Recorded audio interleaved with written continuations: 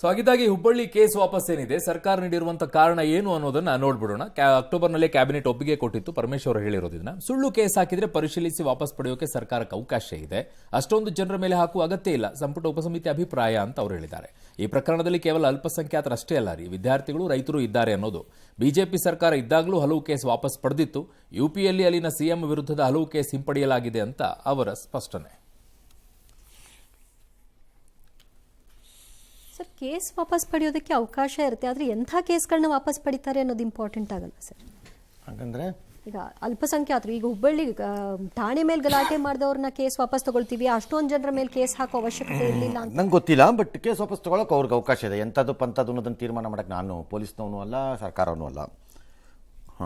But ರೈತರು ಮತ್ತೆ ವಿದ್ಯಾರ್ಥಿಗಳದ್ದು ಅದು ಸಂಬಂಧ ಇಲ್ಲ. ಅವರು ಪ್ರತಿಭಟನೆ ಮಾಡಿದ್ರು, ಅದಕ್ಕಾಯ್ತು. ಬಟ್ ಬೇರೆ ಅದು ಪೊಲೀಸ್ ಠಾಣೆಗೆ ಬೆಂಕಿ ಇಟ್ಟು ಪೊಲೀಸ್ ಜೀಪ್ ಗಳನ್ನ ಒಡೆದಾಕಿ ಪೊಲೀಸ್ ಸುಳ್ಳು ಕೇಸ್ ಹಾಕಿದ್ರೆ ಪರಿಶೀಲಿಸಿ ಸರ್ಕಾರಕ್ಕೆ ಪಡೆಯೋದಕ್ಕೆ ಅವಕಾಶ ಇದೆ, ಪರಮೇಶ್ವರ್ ಅವರ ಹೇಳಿಕೆ. ಫಸ್ಟ್ ಪಾಯಿಂಟ್, ಸುಳ್ಳು ಕೇಸು ಹಾಕಿದವರ ಮೇಲೆ ಈಗ ಯಾವ ಕೇಸ್ ಹಾಕ್ತೀರಿ ಹಂಗಾರೆ? ಫಸ್ಟ್ ಆಫ್ ಆಲ್ ಸುಳ್ಳು ಕೇಸ್ ಯಾಕೆ ಹಾಕಿದ್ರಿ? ಪೊಲೀಸರು ತಪ್ಪಾಯ್ತು. Exactly. Why did police go for false cases? ಹಾಗಾದ್ರೆ ಒಂದು ವೇಳೆ ಈಗೇನೋ ಮುಸ್ಲಿಂ ಪ್ರೇಮಿ ಕಾಂಗ್ರೆಸ್ ಸರ್ಕಾರ ಅಧಿಕಾರದಲ್ಲಿದೆ, ಏನೋ ಮುಸ್ಲಿಂ ಪ್ರೇಮಿ ಕಾಂಗ್ರೆಸ್ ಸರ್ಕಾರ ಅಧಿಕಾರದಲ್ಲಿದೆ, ಹಾಗಾಗಿ ಅವ್ರು ಯಾರೋ ಪಾಪ ಅಲ್ಪಸಂಖ್ಯಾತರೋ ಮುಸ್ಲಿಮರು ಬಚಾವ್ ಆಗ್ತಿರ್ಬೋದು. ಮುಸ್ಲಿಂ ಪ್ರೇಮಿ ಕಾಂಗ್ರೆಸ್ ನಾನು ಹೇಳ್ತಿರೋದು ಇದೆ. ಇಲ್ಲೊಂದು ಸಮಸ್ಯೆ ಖಂಡಿತ ಇದೆ. ಕಾಂಗ್ರೆಸ್ನ ಸ್ಥಾಪಿತ ಇದರಲ್ಲಿರೋದು ಅದೊಂದೇ ಅವ್ರಿಗೆ ಸದ್ಯಕ್ಕೆ. ಹಾಗಾಗಿ ಅವ್ರ ದೇಶದಲ್ಲಿ ಉದ್ಧಾರ ಆಗೋಕ್ಕಾಗಲ್ಲ. ನಾನು ಹೇಳ್ತಿರೋದು ಬರೀ ಮೇಲ್ನೋಟಕ್ಕೆ ಹೇಳ್ತಾರೆ ಎಲ್ಲರನ್ನೂ ಸೇರಿಸ್ತೀವಿ ಅಂತ. ಸೇರಿಸಲ್ಲ ಅಂತ ಜನಕ್ಕೆ ಗೊತ್ತಾಗೋಗಿದೆ. ಅದು ಏನೋ ಇಟ್ಸ್ ಓಕೆ.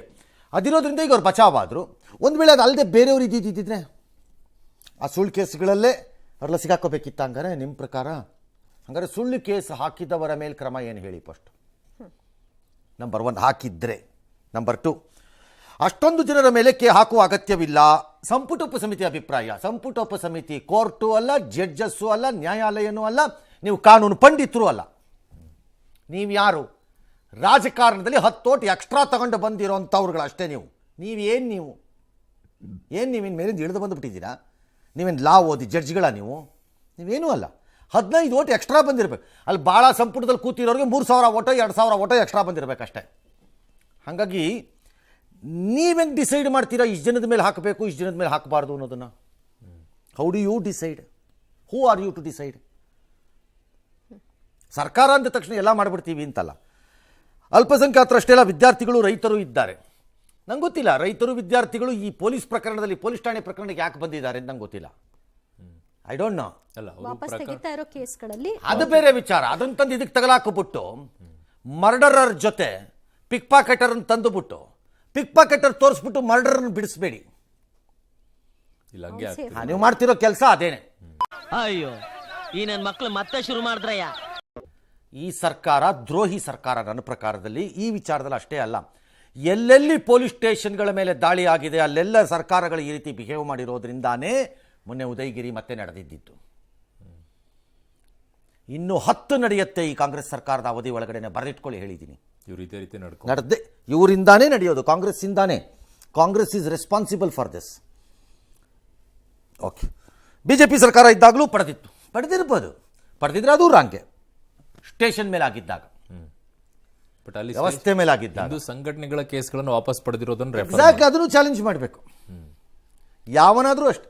ಯು ಪಿ ಆಗಿದೆಯೋ, ಅಮೆರಿಕಲ್ಲಾಗಿದೆಯೋ, US ಅಲ್ಲಿ ಆಗ್ಬಿಟ್ಟಿದೆಯೋ ನಂಗೆ ಗೊತ್ತಿಲ್ಲ. ಅದು ಎಲ್ಲಿ ಬೇಕಾದ್ರೂ ಆಗಿರಲಿ. ಸೊ ಕ್ವಶನ್ ಈಸ್, ಗೌರ್ನಮೆಂಟಿಗೆ ಅನ್ಕಂಟ್ರೋಲ್ಡ್ ಪವರು ಈ ಥರದ ಕ್ರಿಮಿನಲ್ ಕೇಸಸ್ಸನ್ನು ತಗೊಳ್ಳೋದ್ರಲ್ಲಿ ಇರಬೇಕಾ ಇರಬಾರ್ದ? ಫಸ್ಟ್ ಡಿಸೈಡ್ ಆಗಬೇಕು.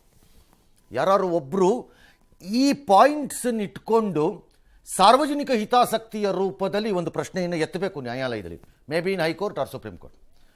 The states shall not become final arbitrator of such withdrawal of criminal cases. ಅದಕ್ಕೆ ಒಂದು SOP ಬೇಕು. ಏನು SOP? ಇಂಟರ್ವ್ಯೂನ ಆಗುತ್ತಾ ಸರ್ ಆ ರೀತಿಯಾಗಿ? ಗೊತ್ತಿಲ್ಲ, ಕೋರ್ಟಲ್ಲಿ ಕೇಳಬೇಕು ಇದನ್ನ. ಈ ಅಧಿಕಾರ ಇವ್ರಿಗೆ ಎಲ್ಲಿದೆ, ಎಲ್ಲಿಂದ ಬರ್ತಾ ಇದೆ? ಯಾಕಂದ್ರೆ ಸ್ಟೇಟ್ ಕೇಸ್ ಹಾಕಿದೆ ಅನ್ನೋ ಕಾರಣಕ್ಕೆ ವಿಡ್ರಾ ಮಾಡ್ತಿದ್ದೀವಿ ಅಂತಾರೆ ಅಲ್ವಾ? ಆದರೆ ನ್ಯಾಯಾಲಯ ಅದನ್ನು ತಿರಸ್ಕಾರ ಮಾಡೋ ಅಧಿಕಾರ ಇದೆ ಅದಕ್ಕೆ. ಹಾಗಾಗಿ ಯಾರು ಒಬ್ಬರು ಒಂದು ಕೋರ್ಟ್ಗೆ ಹೋಗಿ ಕೇಳಬೇಕಿದ್ದೀರ, ಇದಕ್ಕೆ ಒಂದು ಇಂಡಿಪೆಂಡೆಂಟ್ ಕಮಿಷನ್ ಏನಾದರೂ ಬೇಕೋ ಜುಡಿಷಿಯರಿ ಸೈಡಿಂದ, or maybe even administrative ಸೈಡಿಂದನೋ ಪೊಲೀಸ್ ಸೈಡಿಂದನೋ ಒಬ್ರು ಇರೋ ಥರ reporting to somebody, not government again, ಒಂದು ಇರಬೇಕಾ ಒಂದು ಅಪಿಲೇಟಲ್ಲಿ, ಅಲ್ಲಿಗೆ ರಾಜ್ಯ ಸರ್ಕಾರಗಳು ಅದನ್ನು ರೆಕಮೆಂಡ್ ಮಾಡಬೇಕಾ, ಅವರು ಅದನ್ನು ಈ ರೀತಿಯ ಪ್ರಕರಣಗಳನ್ನು ನೋಡಿ ವಿಡ್ರಾಯಲ್ ಸಜೆಷನ್ಸನ್ನು ಶಿಫಾರಸನ್ನು ಕೊಡಬಹುದಾ ಅನ್ನೋದನ್ನು ತರಬೇಕು ಅಂತ ನನಗನ್ನಿಸ್ತಿದೆ. ಗೊತ್ತಿಲ್ಲ ಅವ್ರು ಏನು ಮಾಡ್ತಾರೋ, ಕೋರ್ಟ್ ಏನು ಮಾಡುತ್ತೋ ಗೊತ್ತಿಲ್ಲ. ಅಲ್ಟಿಮೇಟ್ಲಿ ಕೋರ್ಟ್ ಒಪ್ಪಿದ್ರೆ ಉಂಟು, ಇಲ್ಲದಿದ್ರೆ ಇಲ್ಲ. ಮಹನೀಯರೇ ಮತ್ತು ಮಹಿಳೆಯರೇ, ಅಕ್ಕ ತಂಗಿರೇ, ಅಣ್ಣ ತಮ್ದಿರೇ, ಇಂಥವ್ರು ನಮ್ ದುನಿಯಾದಲ್ಲಿ ಇರ್ತಾರೆ. ಇಂಥವ್ರಿಗೆ ಚಪ್ಲಿ ಹಾಕೋದ್ರಲ್ಲಿ ತಪ್ಪೇನಿಲ್ಲ. ನೀವ್ ಇಂಥವ್ರಿಗೆ ಓಟ್ ಹಾಕ್ತೀರಾ?